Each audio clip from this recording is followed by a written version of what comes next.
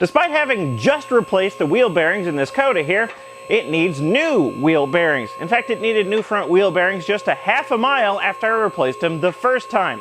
Why? Because there was a piece missing that I didn't know about. So today I'm going to replace both front wheel bearings. I'm going to show you that piece that was missing, what it did. We'll have a little chat about tapered roller bearings. And while I'm in there, I'm going to replace a CV boot that has a small hole in it. It's been spraying grease everywhere.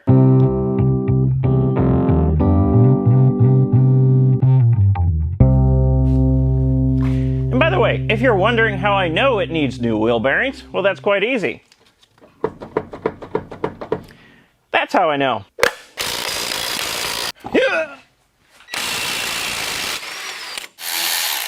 That was the wrong bolt. Pretend that didn't happen.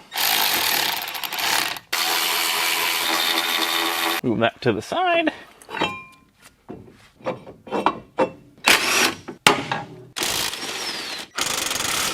Be free, suspension component. And out you come. There we go. Now to remove this bearing, I need to start by removing this massive snap ring. Oh, that went flawlessly. Now to push the hub out of the bearing held in the wheel carrier, using this gear puller and all of my strength. The cheapo gear puller I was using was not cutting it at all, so I've gone out and bought this hydraulic thing, and hopefully that'll be enough to press out the hub without breaking things over my face. Ah! Did it finally break through? Oh, yes! I don't know why it was stuck so hard. There we go.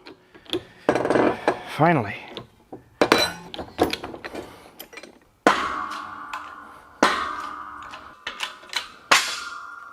Here's the wheel hub off of the Coda, and so you can see what's going on. I took the liberty of pressing both inner races of the wheel bearing back onto the hub. And as you can see, the Coda uses tapered roller bearings. As I understand it, this type of bearing has gone out of fashion for use in cars and has been replaced with angular contact bearings, but the Coda uses tapered roller bearings. And as you can see, it's made up of two halves, two inner races here that are cone-shaped, and they ride on this outer race here, which is also cone-shaped. Now the thing about tapered roller bearings is these two inner races, which are not connected, they are two separate pieces, have to be pressed tightly together, otherwise the bearing will develop a small amount of wiggle, like we saw in the wheels of the Coda.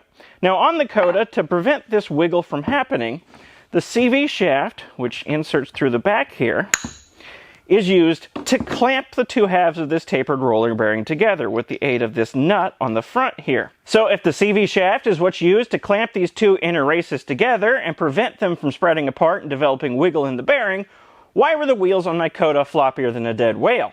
It's because of this gap right here. This CV shaft is not making contact with this inner race and therefore providing no clamping pressure holding these two races together.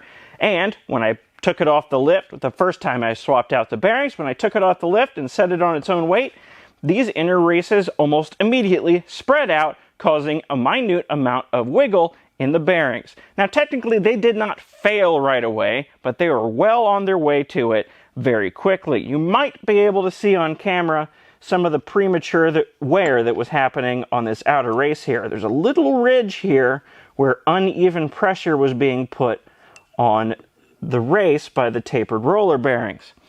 So they didn't fail right away, but they were being worn unevenly and they would have failed very quickly. I actually drove this car around for about 1,500 miles with these floppy bearings, knowing that they wouldn't fail immediately and they'd be good for at least a little bit of time. So how do I fix this? How do I make this CV shaft clamp these two inner races together and prevent this from happening again? With this, just a spacer, basically a washer. This one appears to be made out of aluminum and it appears to be homemade. That's all that was missing, and I didn't install this the first time because I didn't know it existed. This actually came in a bucket of spare parts when I picked up my third Coda. Before that, had no idea this existed. So to keep this wheel bearing from failing almost immediately a second time, all I have to do is reinstall the CV shaft with that spacer in place, and I'll be good. These are the new wheel bearings I've ordered, and just like the last wheel bearings, these are unshielded bearings, so any manner of dirt and debris can get in here and slowly destroy these rollers and these races over time.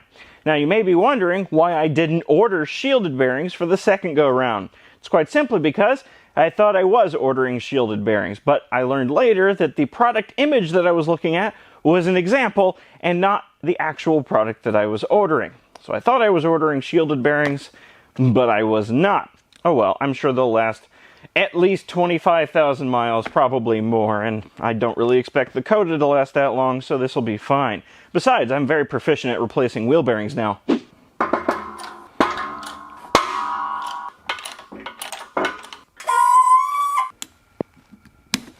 And as I reinstall this wheel carrier assembly, I must remember this incredibly important spacer, lest my wheel bearings fall apart again and almost immediately. I forgot to reinstall the disc brake shield. I'm not going to press these bearings apart again just so I can reinstall this shield, so this side is not going to have a disc brake shield. I wish I would have remembered that.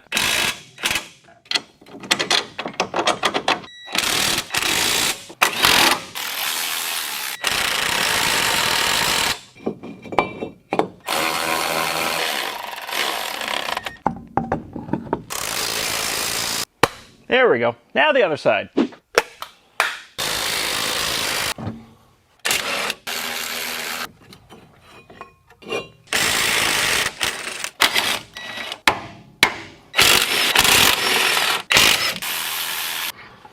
There we go. I have one more job to do on this side of the car aside from just replacing the wheel bearing. See all this grease that's piled up here? That's from the CV boot here, because there's a tiny hole right about here and it's throwing grease everywhere. So I need to take this CV shaft out and replace this boot. Thankfully I still have the old CV shafts that I took out of this car, and I can extract a good boot from one of those.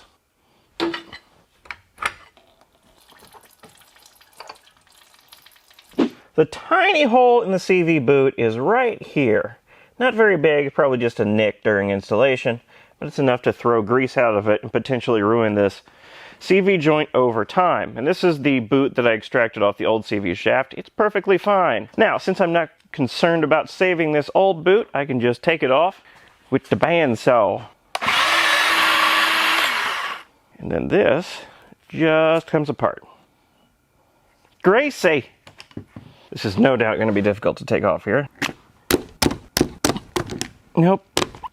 Right, turns out my snap ring pliers were broken, so I've gone out and bought this nice pair, and maybe the snap ring will actually come off now, hopefully. This is so difficult. I can't even exaggerate how difficult it is. Let's try the 90-degree adapter instead, see if this gives me any more luck. Probably not, but let's try it anyway. I got it! I got it! Well, it's kind of stuck, but... Oh, geez. Come off. Man, that was on there! Now this just slides off the spline there, and then this boot should come right off. Like so. The new boot, which is actually an old boot, but it's not damaged, as far as I know, so it should be good. And then this goes back on. Now I have the fun job of putting that circlip back on. Yay! If this works, I'm going to pray to the snap ring gods. Oh my god! It went straight on! Dear snap ring gods! I don't know who you are. I also put a bunch of grease in here. Now the two just sloot together. Like so. Just get the ridges lined up.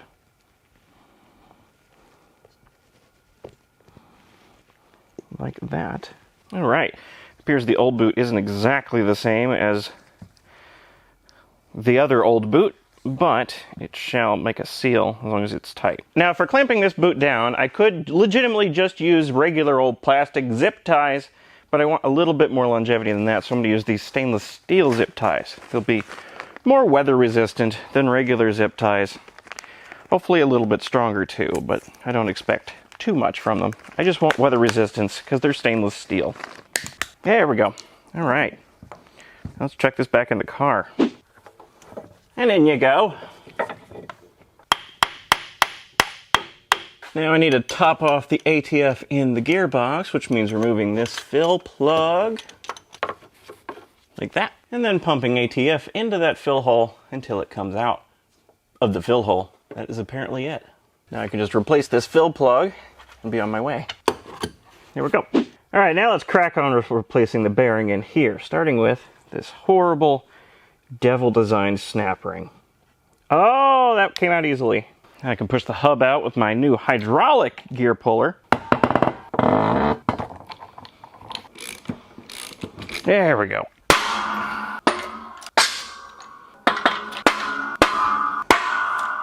Hey look, I remembered to put the disc brake shield in place beforehand. Don't forget the spacer.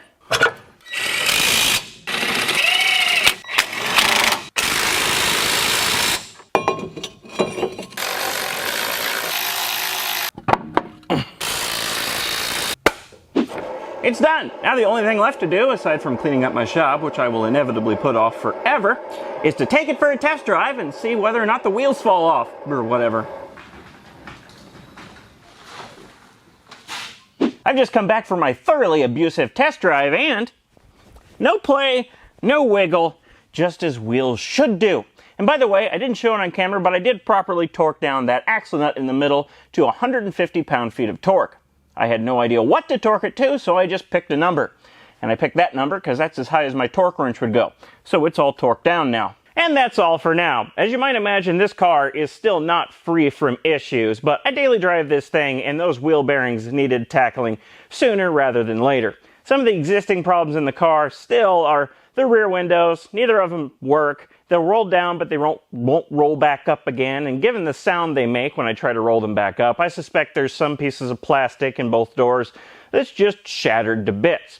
Also, this is a mild annoyance, but the rear door handle that I replaced, the lock solenoid has become a little bit sticky, so if I want to open it from the outside, I have to reach in and manually unlock it first. Again, just a small annoyance, and not problems that I'm going to tackle in the near future. I can live with those.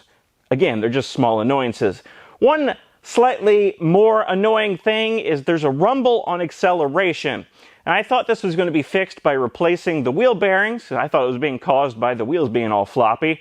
But it's still there after I replaced the wheel bearings, and the wheel bearings are now good. So it's probably a CV related issue. And since both of those CV shafts are brand new, I suspect they're just cheap CV shafts. So I won't be tackling that in the near future. I'm just going to live with a little bit of rumble on acceleration. Also, I don't even know how I would approach that problem. Do I just get more expensive CV shafts? Different ones? What would I even do there? Anyway, that's all for now. Thank you for watching. Thank you to my patrons over here, and I'll see you next time.